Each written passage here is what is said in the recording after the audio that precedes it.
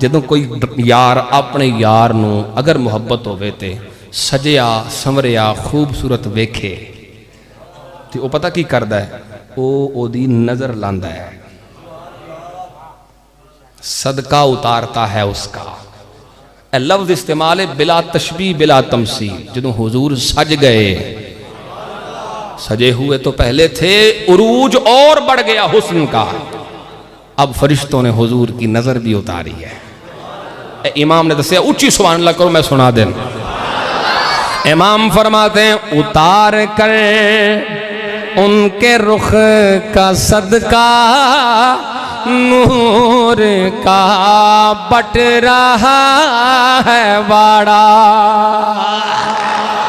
او دنیا والو کوئی باپ اپنے بیٹے کی نظر اتارے پیسے وارے گا کوئی یار اپنے یار کی نظر اتارے تو پیسوں سے اتارے گا کوئی درہم دینار سے اتارے گا کوئی بڑا امیر ہو کوئی سونے سے اتارے گا کوئی چاندی سے کوئی ہیرے جواہرات سے لیکن پروردگار کے بندوں غور کرو فرشتوں نے جب نظر اتاری ہے تو کس چیز سے اتاری ہے اعلیٰ حضرت فرماتے ہیں اتار کر ان کے رخ کا صدقہ نور کا بٹ رہا تھا واڑا حضور کی نظر فرشتوں نے نور سے اتاری ہے کس سے اتاری ہے نور سے اتاری ہے اب پیسے لینے والے فقیر ہیں پیسے مانگنے والے مسکین ہیں حقدار آپ کو بڑے ملیں گے یہ نور مانگنے والا کون ہے یہ نور پھر ملا کس کو تھا اگلے مصرے میں امام نے بتایا کہ اتار کر ان کے رخ کا صدقہ نور کا بٹ رہا تھا واڑا کہ چاند سورج مچل مچل کر جبی کی خیرات مانگتے تھے پاک نبی کے چہرے کا جب صدقہ اتارا جا رہا تھا نور سے اتارا جا رہا تھا اور وہ نور پروردگار کے حکم سے فرشتے چاند کو دے رہے تھے سورج کو دے رہے تھے تیاری ہو گئی براق حاضر خدمت ہے میں جلدی آگے چلوں براق لایا گیا آقا کریم سوار ہو گئے اس پہ بہت ساری باتیں میں چھوڑ رہا ہوں سواری آقا کریم صلی اللہ علیہ وسلم کی چل پڑی ہے پہلی منزل حضرت جبریل نے حضور کو روکا یا رسول اللہ یہاں نماز پڑھے نماز پڑھی کون سا مقام ہے یا رسول اللہ یہ آپ کا مہاجر ہجرت گاہ ہے یہاں آپ ہجرت فرمائیں گے یعنی اے جگہ مدینہ شریف بنے گی آگے چلیں روکا حضور نماز پڑھیں نماز پڑھی کون سی جگہ ہے یہ طور سینہ ہے یہاں حضرت موسیٰ کی اللہ سے ملاقات ہوئی ہم کلامی کا شرف ہوا آگے چلیں رک جائیں نماز پڑھیں پھر نماز پڑھی یہ کون سی جگہ ہے بیت اللحم ہے یہ وہ مقام ہے جو مولد ہے حضرت عیسیٰ کا جائے ولادت ہے حضرت عیسیٰ کی میں تھی عقیدہ سمجھانا ذرا غور کریں حضرت عیسیٰ علیہ السلام جہاں پیدا ہوئے حضور وہاں نماز پڑھ رہے ہیں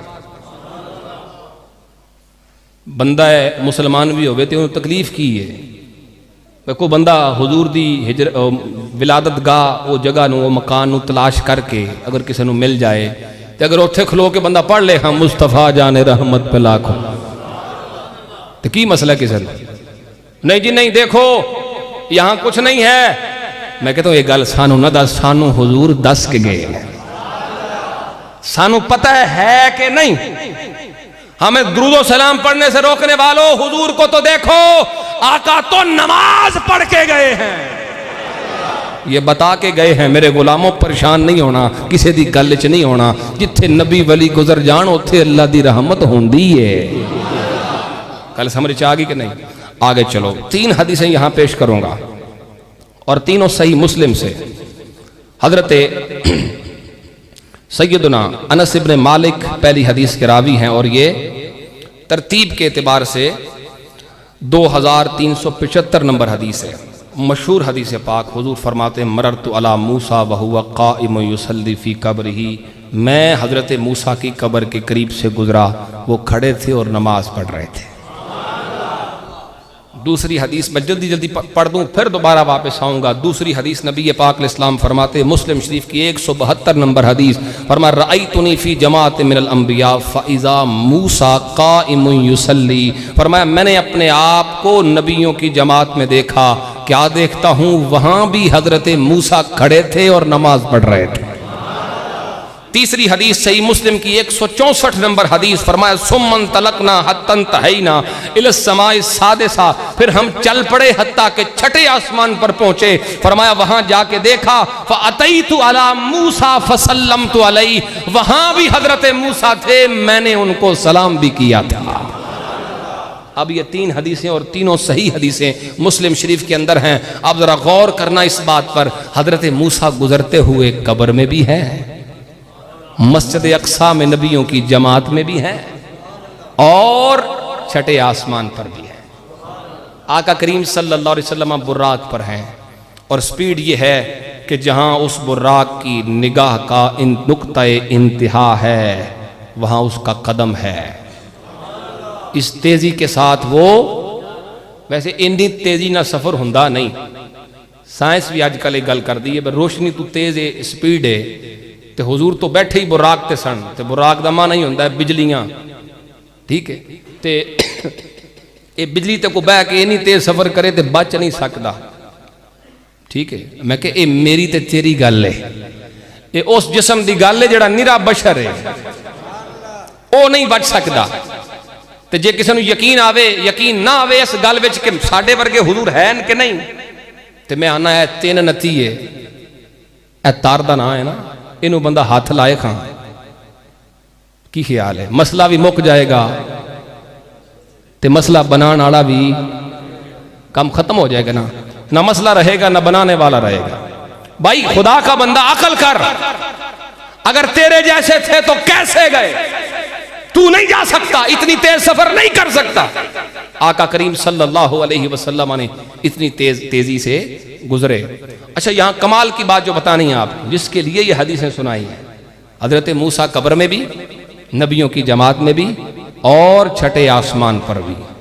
میں کہتا ہوں یہ موسیٰ ہیں، حضرت موسیٰ ہیں، یہ ان کی طاقت ہے. نشر الطیب اٹھاؤ، ایک وقت میں 3 مقامات پر حضرت موسیٰ موجود ہیں. ان ذرا غور کری میرے جملے ال، یہ حضرت موسیٰ ہیں جو ایک مقام، ایک وقت میں 3 مقامات پر موجود ہیں. میں نے کہا یہ وہی حضرت موسیٰ ہیں جو پیچھے کھڑے ہو کے کہہ چکے تھے پیچھے سے امام. یہ وہی حضرت موسیٰ ہے نا جو کہہ چکے تھے، یعنی اقرار کر چکے تھے، حضور کو اپنا امام مان چکے تھے. معراج شریف کا یہ معجزہ اگر بندہ غور سے پڑھے تو اس میں سارے بکھیڑے ختم ہو جاتے ہیں. عقیدہ اہل سنت ہی آپ کو نظر آئے گا. میں آپ کو ایک اور بات سنا دیتا ہوں. معراج شریف کی رات حضور کے سینہ مبارک کو شک بھی کیا گیا، جس کو آپ شک صدر کہتے ہیں، ٹھیک ہے نا، شک صدر ہوا. یہ 4تھی بار تھا سینہ مبارک چاک ہوا، دل مبارک کو نکالا گیا، دل بھی چاک کیا گیا. حضرت جبریل امین کے ہاتھوں میں ہے، سونے کے ٹرے میں. اس پہ بڑی بحث کی ہے ائمہ شارحین حدیث نے. میں ایک بھی لفظ نہیں پڑھوں گا، صرف جلدی جلدی سمجھانا ہے آپ کو مسئلہ. حضور دیکھ رہے ہیں اپنی آنکھوں سے، دل نکلا ہوا ہے. سائنس کہتی ہے دل زندگی ہے. دل نہ ہو تو زندگی ممکن، ہاتھ نہ ہو، پاؤں نہ ہو، انگلی نہ ہو، ٹخنا نہ ہو، ممکن ہے کام چل سکتا ہے. دل نہ ہو تو کام نہیں چل سکتا. میں کہتا ہوں یار غور کر، تو اپنے آپ کو حضور جیسا سمجھتا ہے، تو اپنی زندگی میں محتاج ہے دل کا. اور دیکھ تو صحیح میرا نبی بغیر دل کے بھی زندہ ہے، اور جو بغیر دل کے زندہ رہ سکتا ہے وہ اپنے مزار میں بھی زندہ ہے.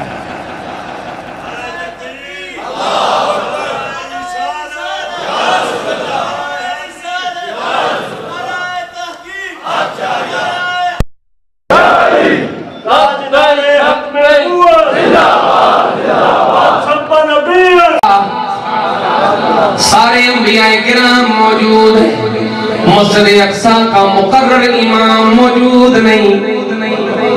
یہ مسئلہ علماء بیٹھے پوچھ کے دیکھو، جب مقرر امام موجود نہیں تو ای الناس حق بالامامہ، اب امامت کا حقدار کون ہے؟ فقہاء کرام نے ترتیب بیان فرمائی، فرمایا اعلم، اب امام وہ بنے گا جو سب سے زیادہ علم والا ہو. اگر سارے علم والے ہوں، علم میں سارے برابر ہوں، اور میں ثم الادرا، پھر امام وہ بنے گا جو علم والا بھی ہو، بڑا قاری بھی ہو، اچھی قرات والا بھی ہو. کہا اگر سارے اچھی قرات والے ہو پھر امام کون بنے گا؟ فرمایا ثم الاورا، پھر امام وہ بنے گا جو زیادہ پرہیزگار ہے. اگر سارے پرہیزگار ہو پھر امام کون بنے گا؟ فرمایا ثم الاسن، پھر امام وہ بنے گا جو عمر میں سب سے بڑا ہو. غور کرو، نبی سارے موجود ہیں، مقرر امام موجود نہیں. مسئلہ آ گیا امامت کا حقدار کون ہے؟ یہاں علم آدم الاسماء کلہا کا تاج رکھنے والے حضرت آدم علیہ السلام بھی موجود ہیں.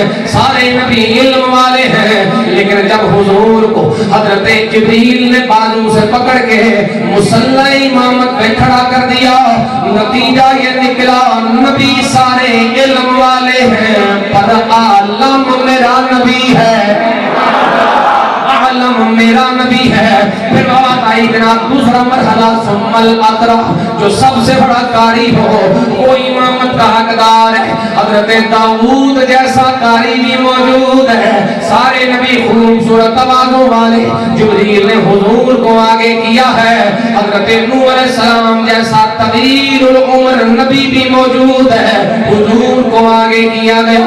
پتہ چل گیا نبیوں کی جماعت میں سب سے بڑا عالم بھی میرا نبی ہے، سب سے بڑا قاری بھی میرا نبی ہے، سب سے بڑا عمر والا بھی میرا نبی ہے، اور سب سے زیادہ حسین بھی میرا نبی ہے. اقصی دے وچ آقا میرے پڑھ کے نماز پیچھے تیرے، محبت سے بولو نا. اقصی دے وچ آقا میرے پڑھ کے نماز پیچھے تیرے، نبیاں نے بھی ہو گیا تیرے گیا، نبیاں نے بھی ہو گیا تیرے گیا، یا مصطفیٰ خیر الورا تیرے گیا. بس بات ختم کرتے ہیں. حضرات انبیاء اکرام نے خطبے دیے، حضور نے بھی خطبہ ارشاد فرمایا. آخری خطاب اور خصوصی خطاب میرے نبی، خطیب الانبیاء. حضور ایسے خطیب ہے، فرمایا قیامت دن سارے چپ کر جائیں گے، خطبے میں ہی سناؤں گا. خطیب الانبیاء، امام الانبیاء خطبہ ارشاد فرمایا. ایک دو جملہ سنا دیں حضور کے خطبہ. میرے پاک نبی خطبہ فرما رہے ہیں، الحمدللہ الذی ارسلنی رحمتا للعالمین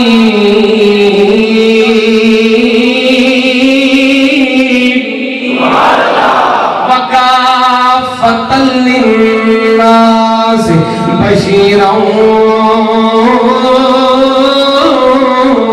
ونذیرا. میرے پاک نبی فرمانے لگے حمد ہے اس پروردگار کی جس نے مجھے رحمت للعالمین بنایا. حمد ہے اس پروردگار کی جس نے مجھے ساری انسانیت کے لیے بشیر بھی بنایا ہے، نذیر بھی بنایا ہے. اجماع انبیاء منعقد ہو گیا. حضور نبی پاک نے فرمایا نا، نبی سارے سن کے آمین پہ کر دینے. میرا خیال ہے سبحان اللہ بھی آخر ہی ہوں گے. اتنا پیارا خطبہ اور حضور کی پیاری زبان سے پیاری آواز میں خدا ہی جانے وہ کیا منظر ہوگا. انبیاء کرام سارے خاموش ہیں اور آپ کو پتا ہے نبی کا چپ کرنا تصدیق ہوتا ہے. کیا ہوتا ہے؟ نبی چپ کر کے کوئی بات سن لینا اس کا مطلب ہے وہ بات ٹھیک ہے, کیونکہ غلط گال ہوئے تو نبی چپ نہیں کر سکتا. ٹھیک ہے, اب نبی سارے خاموش ہیں, مطلب یہ ہوا کہ اجماع انبیاء ہو گیا اس مسئلے پر کہ اب حضور ہی ہیں سب کے لیے. میں بات ختم کر رہا ہوں بس کسی جملے پہ. اب اجماع انبیاء ہو گیا اس مسئلے پر, اب جس کے لیے ہیں جو کچھ ہیں وہ حضور ہیں. جیڑی گل تے نبیاں دا اجماع ہوے تے اج کو بندہ سجے کھبے چاٹیاں پیا مارے تے ٹھنڈے بخورے کوئی اور بھی ہے. سمجھ آئی گل نہیں؟ اے دا مطلب ہے اے جھوٹا ہے, اے دی نسل جھوٹی ہے. جو حضور فرما گئے نے تے جو فیصلہ نبیاں دا کوئی سچ ہے. اگر جرت نہ نعرہ لاؤ تاجدار ختم نبوت زندہ باد زندہ باد, تاجدار ختم نبوت زندہ باد زندہ باد. آج قادیانی ہمارے اس ملک کے اندر پوری طرح وہ ہو چکے ہیں, ایکٹیو ہو چکے ہیں اور مختلف ذرائع سے سوشل میڈیا میں دیو اے جڑی نکلی ہے نا ہونا زنانی نہیں ہم کہنا چاہے پھر کی مخلوق کے پتہ نہیں کیا ہے یہ جو آ گئی ہیں آزادی چاہتے جو آ گئی ہیں باہر آزادی لینے. اور ایک بندے نے ان سے پوچھا بتاؤ بھائی ایک قادیانی مسلمان نے کہ غیر مسلم نے؟ عام انسانوں نہیں پتا کم ہے آخرا نہیں, یہ ایک ہی کتے کی ڈانگیں ہیں. سمجھ آئی ایک ہی کتے کی ڈانگیں. اصل یہ قادیانی ہے, اس کے پیچھے یہودی راوی ہے اور قادیانیت ہے. بحمد اللہ تعالیٰ امت مسلمہ نے اس کو بڑی شد و مد کے ساتھ ریجیکٹ کر دیا ہے.